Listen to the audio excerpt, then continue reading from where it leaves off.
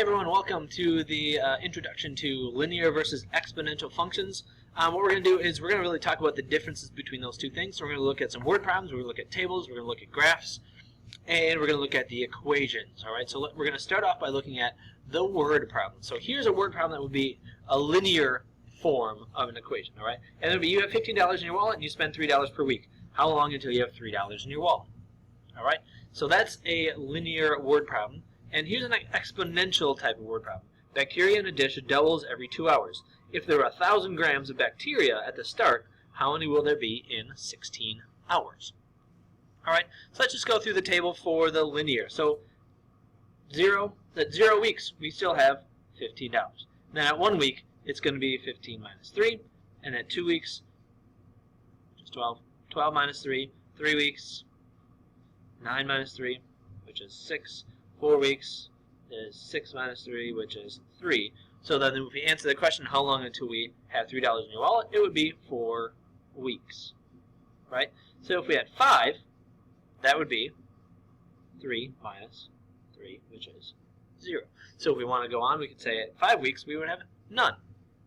All right, so bacteria, kind of the same thing. And you might say, why do you keep on subtracting 3? Can't I just do that on my own? Yes, but it kind of makes a connection with exponential, because exponential does something different with the, well, okay.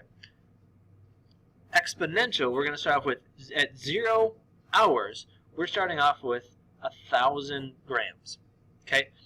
And then I'm going to skip, I'm not going to say after 1, I'm going to say after 2, it's going to be doubled, which would be 2,000 grams. And then 4 hours would be 4,000 grams. At 6, it would be 8,000 grams. At 8, it would be 16,000 grams. And at 10, it would be 32,000 grams. So what are we doing here? What's the difference? Here we were subtracting 3, right? Linear is all about add or subtract, right? All we're doing is we're adding or subtracting a number every time to get to the next one.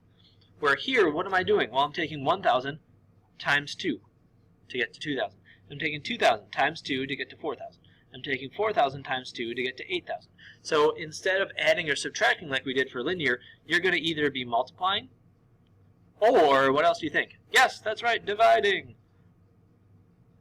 Right, so you're going to be multiplying or dividing. And there's different ways you can multiply by a fraction less than 1, greater than 0, which is the same as dividing. Or we can kind of do all sorts of different things, right? So if I went to 12, how many would there be?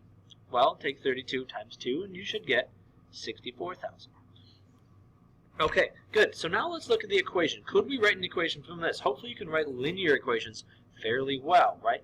I could say that y is going to equal my starting value, 15, plus negative 3x. There's the equation. Now the equation here, I'm starting off with 1,000. And I'm going to multiplying by 2 a whole bunch of times, right? So it's 1,000 multiplied by, and I'm multiplying by 2 once, twice, 3, 4, 5, 6, 7, 8, 9, 10.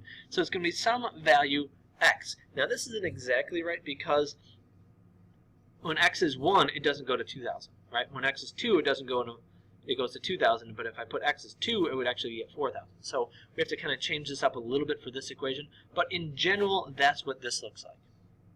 All right, so that's our equation.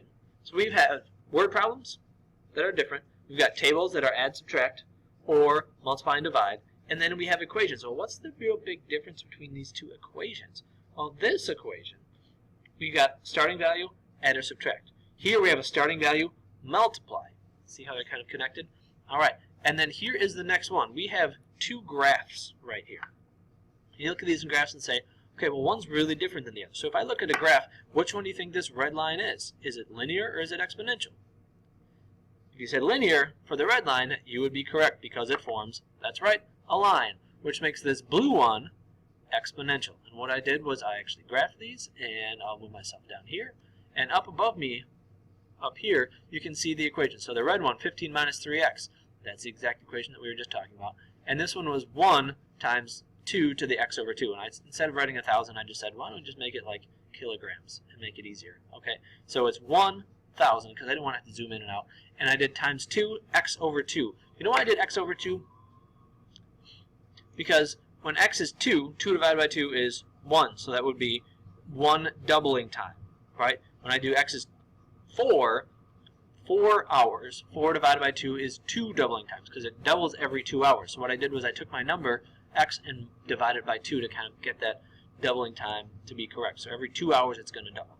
And notice how it doesn't move very quickly, but then right about here it starts to increase really, really fast.